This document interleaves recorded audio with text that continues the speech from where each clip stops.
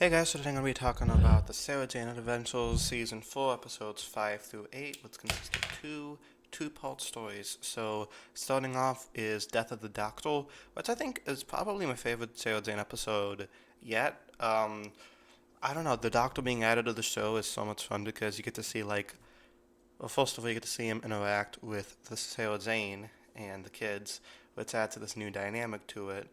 Also, you get to see how different Doctor Who is to Sarah Jane, because when these worlds collide, you see how the different tones of the show work off each other very well, and it is kind of cool to see Matt Smith's Doctor interact with Sarah Jane. Unfortunately, this was the only time they could have interacted because she died a year later. So at least we got this. I would have really liked to see her interact with the 12th Doctor, though. I think Capaldi, being a fan of Sarah Jane's character since the 70s, I feel like that would have been kind of cool. Anyway, Jo Grant is also in this episode, and her grandson Iron Fist. I really like Jo Grant as a companion. I actually met her at a con once, and she was really sweet. So it was really cool to see her in this. I knew she was in an episode, so it was kind of cool to see her.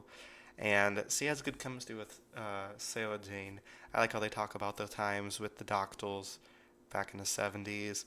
It was cute. I don't know. I liked it. I like when the show gets nostalgic about those old episodes because I also am nostalgic about those old episodes, even though I wasn't even alive back then. But John Pertwee being one of my favorite doctors, it's kind of cool to see two of his companions interact. It's like, Russell is having his fanboy moment. I also like the 11th Doctor talking to Jo Grant. She kind of felt a little jealous of Sarah Jane that she got to talk to the doctor and she felt like maybe the doctor just didn't want to see her again. And the doctor explains to her it's very hard for him to see his companions grow old while he stays the same. And he even though he never said hi to her, he was keeping track of what all the great things he's been doing throughout her life.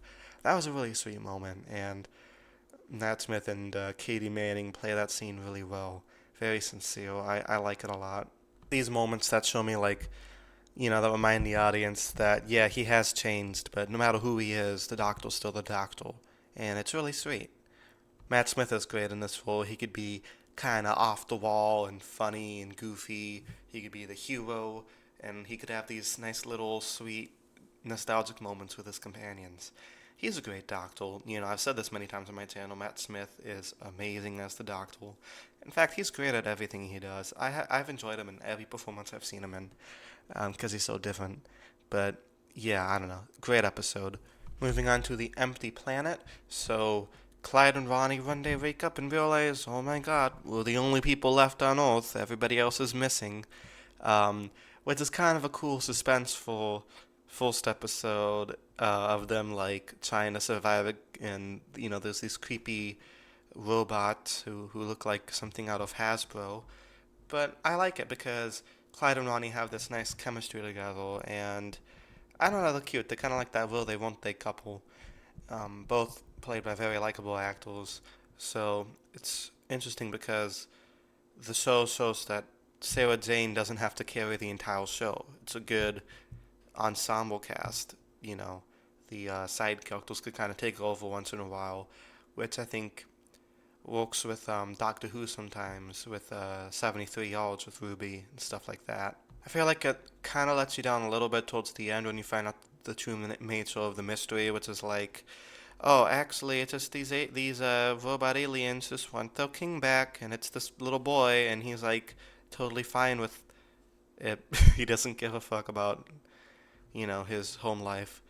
So he's like, okay, I'll go. I get that's very convenient way to end the story. The kid just so happens to hate his life.